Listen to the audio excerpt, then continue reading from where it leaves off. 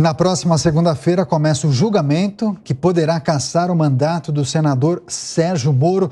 Vamos chamar mais uma vez o repórter André Anelli, chega ao vivo, vai trazer os detalhes.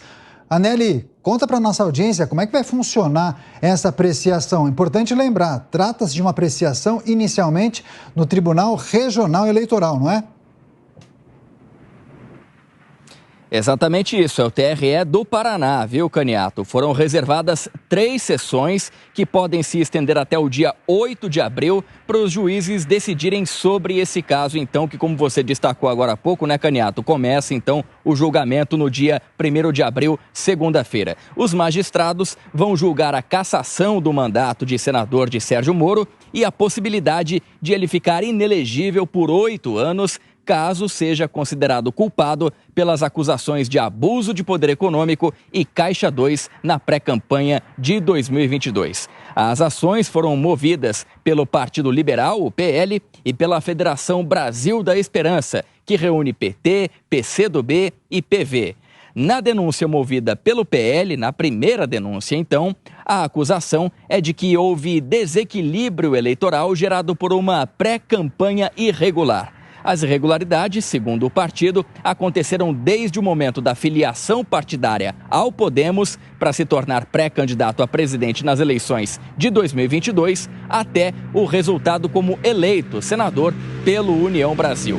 Em outra denúncia, movida essa pela coligação do PT, do Partido dos Trabalhadores, o grupo afirma haver indícios de que Moro utilizou recursos do fundo partidário, do fundão, também do Fundo Especial de Campanha e outras movimentações financeiras suspeitas para a elaboração da pré-candidatura. O senador Sérgio Moro tem negado todas essas acusações, Caniato. Tá certo. André Anelli trazendo os detalhes dessa apreciação, essa análise que vai começar a partir da próxima segunda-feira. Obrigado, Anelli. Abração para você. E a gente segue tratando desse assunto. Vamos receber, inclusive, um convidado especial, o Antônio Carlos de Freitas Júnior, mestre em Direito Constitucional pela Universidade de São Paulo, a quem eu agradeço demais pela participação. Doutor, seja muito bem-vindo mais uma vez aqui à Jovem Pan News. Agradeço muito o convite, conte sempre com a gente, viu, Daniel Caniato? E estou muito feliz de estar aqui mais uma vez. Perfeito. Em síntese, em resumo, 2 ações de partidos e federações que indicam a prática de abuso de poder econômico, Caixa 2 e também uso indevido dos meios de comunicação. Eu tenho visto que há várias discussões acerca dessas ações, já que trata-se de uma tese de abuso de poder econômico em pré-campanha. E, em tese, não haveria regramento para isso. O que é preciso considerar? O que acontece? A pré-campanha, ela não tem o regramento da prestação de contas. Ou seja, tem aquela arrecadação por meio do sistema, por meio de recibo eleitoral, aí tem a despesa, avisa a Justiça Eleitoral. Esse regramento não existe. Mas isso não torna a pré-campanha um espaço 007, né? Licença para abusar. Então, a pré-campanha, embora não tenha esse regramento burocrático, nela ainda vige a proibição de abusar do poder político, de abusar do poder econômico e de usar indevidamente os meios de comunicação. A jurisprudência da Justiça Eleitoral é cada vez mais crescente nesse sentido, de incluir nesse tempo de campanha, nesse tempo de possibilidade de abuso, a pré-campanha. Isso vai ao encontro até da raiz do direito eleitoral, que é evitar a desigualdade entre candidatos. O direito eleitoral nasceu para manter a igualdade, a paridade de armas. Então, nada faz mais sentido do que você incluir também na pré-campanha essa questão da proibição do abuso e do uso indevido dos meios de comunicação. Mas, doutor, queria saber se outros casos similares, semelhantes, já foram apreciados no âmbito dos TREs ou do TSE, e diante do que a gente sabe sobre a composição do TRE do Paraná, também a defesa dos partidos, a linha de defesa do senador, particularmente, é possível projetar algum tipo de resultado, algum entendimento? Olha, pela jurisprudência crescente em todos os TREs do Brasil, há uma tendência, sim, pela condenação.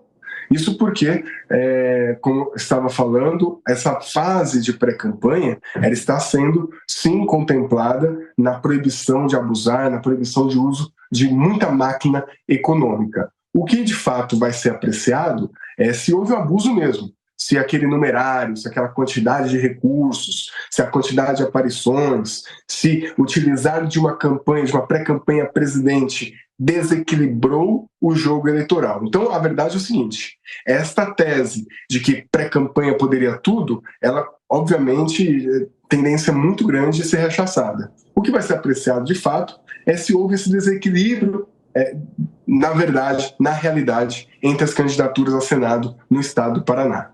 Agora, caso a corte entenda pela condenação e a cassação, quais seriam os próximos passos? O senador, a defesa do senador poderia recorrer à instância superior, Tribunal Superior Eleitoral. É um procedimento que costuma demorar quanto tempo? Olha, como essa decisão está sendo num primeiro grau lá no TRE, ele tem um recurso legítimo com efeito suspensivo ao Tribunal Superior Eleitoral. Então, a defesa dele, se houver condenação, vai recorrer ao TSE, ou seja, não vai ter a cassação de imediato. Então, nem os 8 anos de direitos políticos inviabilizados e cassados. Esse recurso, ele é um recurso simples, um recurso, vamos dizer assim, que a defesa há de fazer com certeza, se condenada, mas não vejo que vá demorar muito, vamos dizer assim, que tenha uma tramitação de um ano e pouco, e não aí perdurando muito mais do que a gente possa achar estranho. Acho que 1 ano, 6 meses, 1 ano e pouco, seria um tempo normal da tramitação desse recurso no Tribunal Superior Eleitoral. Em não havendo a reversão no Tribunal Superior Eleitoral, no TSE, seria possível subir mais uma vez o processo para o STF? Sim, porém não mais com esse efeito suspensivo.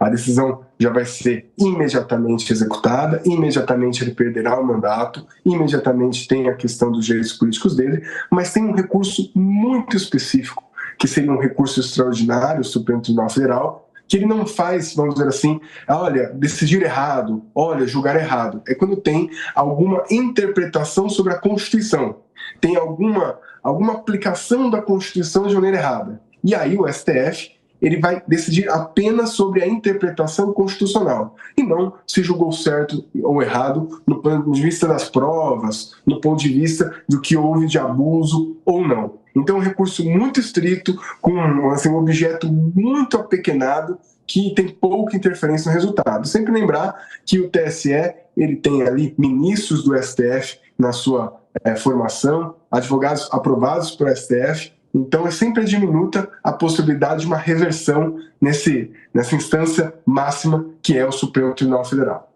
Julgamento contra Sérgio Moro, a partir da próxima segunda-feira, no TRE do Paraná. Estamos conversando com Antônio Carlos de Freitas Júnior, mestre em Direito Constitucional pela Universidade de São Paulo. Ok, a partir daí, esgotados todos os recursos, como funcionarão os procedimentos para a cassação do mandato do parlamentar e também para o início do procedimento para a realização de uma eleição suplementar ao Senado do Paraná? Quais seriam, por exemplo, os prazos para a formalização das candidaturas? Aí, ao vendo essa cassação, o TRE vai publicar um edital. Nesse edital, há toda a regulamentação sobre os prazos, sobre a data da eleição. Então, isso fica em aberto para o edital do TRE, do próprio Tribunal Regional Eleitoral do Paraná, normatizar e executar essa nova eleição. Eu quero agradecer demais pela participação. A gente vai ficar de olho nessa apreciação por parte do TRE. Conversamos com Antônio Carlos de Freitas Júnior, mestre em Direito Constitucional pela Universidade de São Paulo. Doutor, boa noite, feliz Páscoa e até a próxima. Uma ótima Páscoa, uma Santa Páscoa. Muito obrigado, Daniel. Um abraço a todos os nossos telespectadores e a Jovem Pan. Até mais.